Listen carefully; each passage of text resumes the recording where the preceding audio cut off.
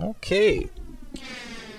So, welcome to what I hope will be a series of YouTube videos discussing, well, money and religion and the complexities of modern life.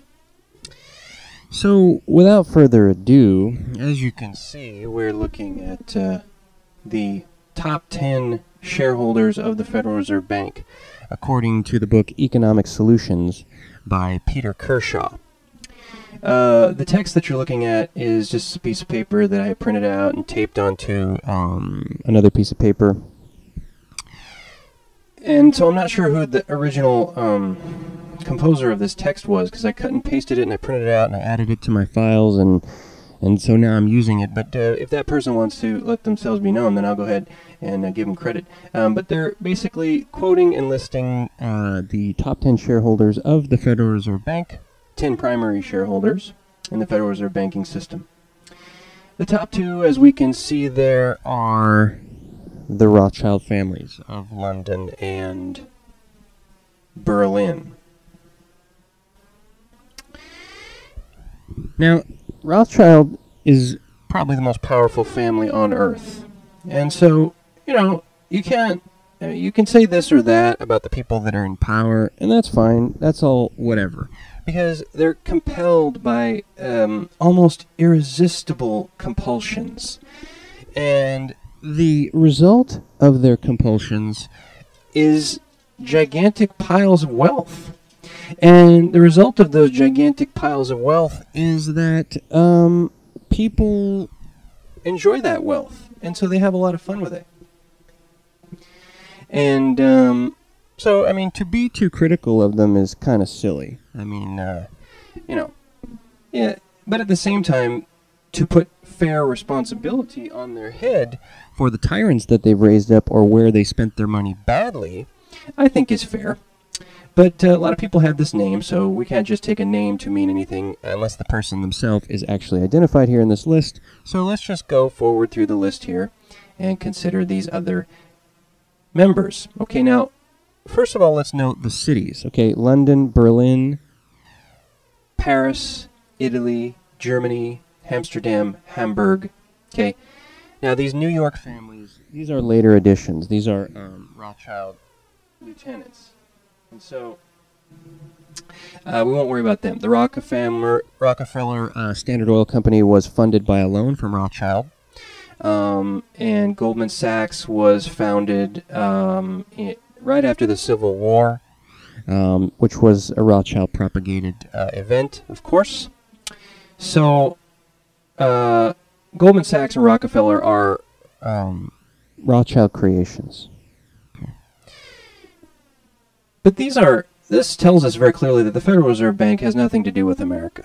But more than that, neither do any of these cities have anything to do with their countries, because London and Berlin, London is not part of Great Britain. It's a corporation out of which the corporation of the territory is run. In the same way that Washington, D.C. is not a part of the U.S. territories, it's where the corporations run. So we live in a world of corporate entities. Okay, so all of these people here, although they have names or family names, these are companies. These are corporations. So each of these on the list represents thousands of people. Human resources, actually, is what they are. Because you kind of cease being a person of your own when you give your power and energy to any collection of other people. And I'm not saying corporations are entirely bad, but they're a very recent creation, and they're like a golem in that they're hugely powerful and yet still not human. It's better to be a human being and to have nothing than to be a human resource and to have piles of stuff, in my opinion. Now, I might be a fool, so don't listen to me. Because all these people are rich, and they can point to jet skis and chalets and, thousands of dollars worth of medical care, and everything that is good in the world comes from money, as we know. But I'm personally, my faith rests in Jesus, who was penniless And so these people don't have anything to do with him, nor do they even care to hear about him. So let's concentrate on them instead, because they've made themselves so powerful by not obeying his recommendations. So the first point to notice here is that these Federal Reserve banks are not American entities. So why would we even engage with any entity outside the U.S. to provide our currency, our Federal Reserve notes? Why would we have this relationship? Why would we let Rothschild and Warburg, and how did this all begin? Let's just read the comments here from the rest of this text. It says right here, I don't know about you, but something is terribly wrong with the situation. Don't we live in America? If so, why are the 7 of the top 10 stockholders located in foreign countries? That's 70%. Then Jim Marrs, who is well known in these circles of research. He is a well-known researcher. In his book, Rule by Secrecy, says that the Federal Reserve Bank of New York, which undeniably controls the other 11 Federal Reserve branches, is essentially controlled by 2 financial institutions. Number 1, Chase Manhattan, Rockefeller Bank. 6 million shares, or 32%. Number 2, Citibank, 4 million shares, or 20%. Thus, these 2 entities control nearly 50% of the New York Federal Reserve Bank. Now, so we have here Rockefeller and Rothschild. Okay, so the next step is for us to consider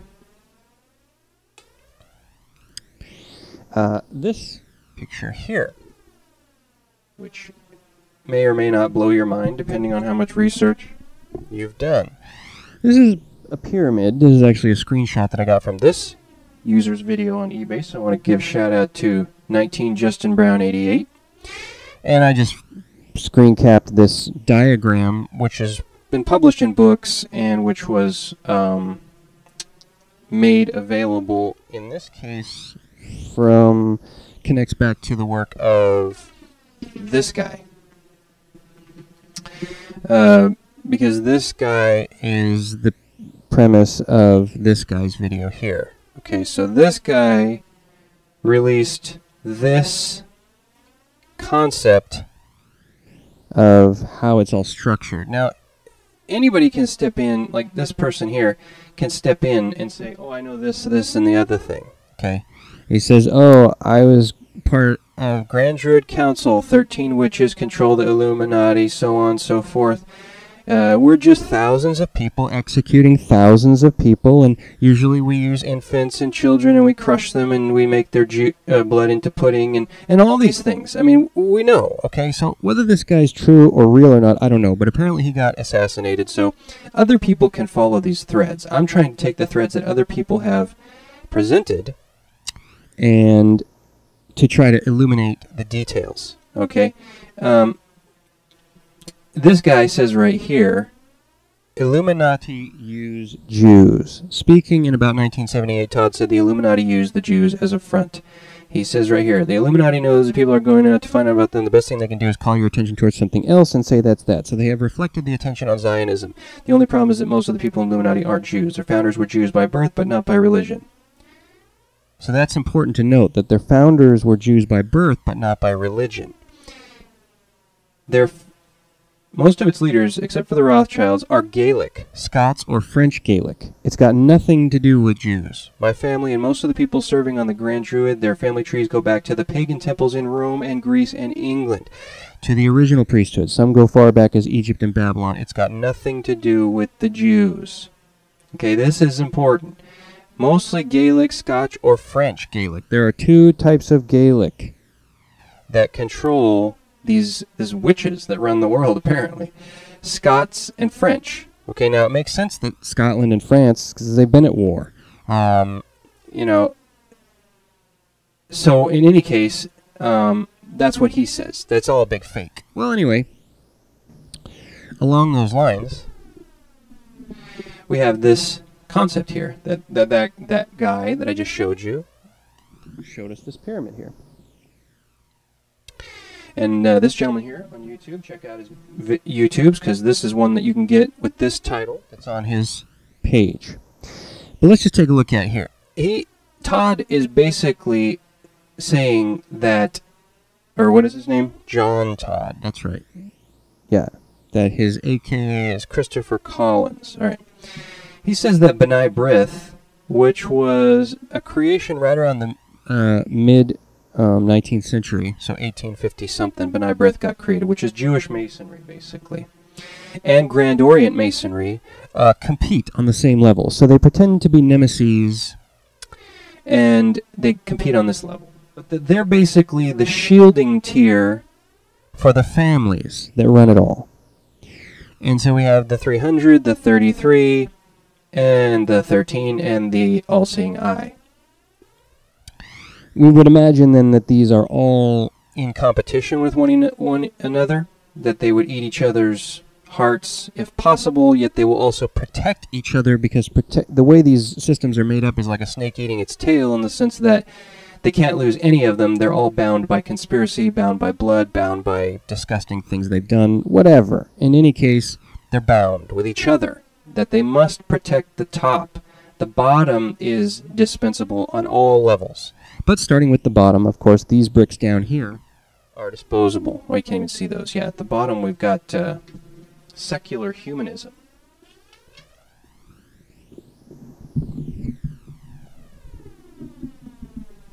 Now, this is funny, that the way the bottom of the pyramid looks.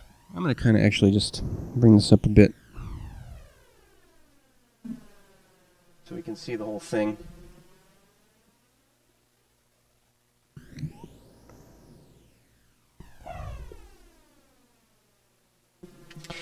Now, recently there was this crazy shooter in Norway. And if you read his junk, which it really is junk, he talks a lot about suicidal humanism.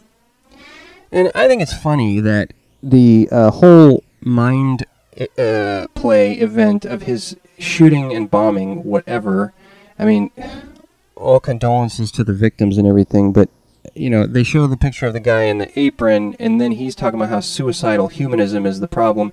This speaks to me with these 2 and 3 layers on the bottom of the pyramid here. I'm not sure what's going on with these events, but it wouldn't surprise me if this is true and these people up here are really controlling these events. You know, that's all I'm saying. Whatever. If it's true, it's no less worse or better than anything else that we would have to deal with. It's just something you got to deal with. But it's interesting, the structure. Racial Unitists. The Blue Lodge. I put Racial Unitists there because I find that the Blue Lodge, these people are internationalists. So at any level, they will promote internationalism. That's what blue means, and that's why the United Nations uses it.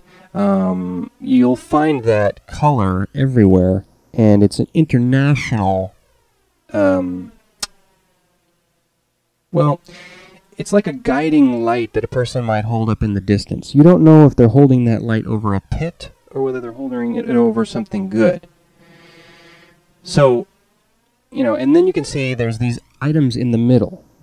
So, now that I've introduced all this, I'm going to pick it up with the next video, and we'll discuss this in more detail as to who these top 13 families are, and what their strategy may be to retain their position at the top of this pyramid. But you can bet your bottom dollar, as they say, that if your name is Warburg, you know, yeah, probably it's got something to do with war. And the fact that all these names are behind the greatest bloodlettings of the 20th century, the 20th century is the bloodiest century in history. Millions upon millions of corpses piled and buried in anonymous graves, thanks to the technology of the 20th century, and thanks to these people. So, the good that's been accomplished, we'll talk about that too, but the bad that's been accomplished is present in the pictures of everyone's lost loved ones from some war, where their grandpa died, or their dad died, or their cousin died. Everyone has been hurt by war. So these people do have to explain themselves in regards to the propagation of warfare. But we'll try to keep it, generally, we'll give them the benefit of the doubt where possible as we continue these videos, or as I continue to explain them to you. So we'll pick it up in the next video.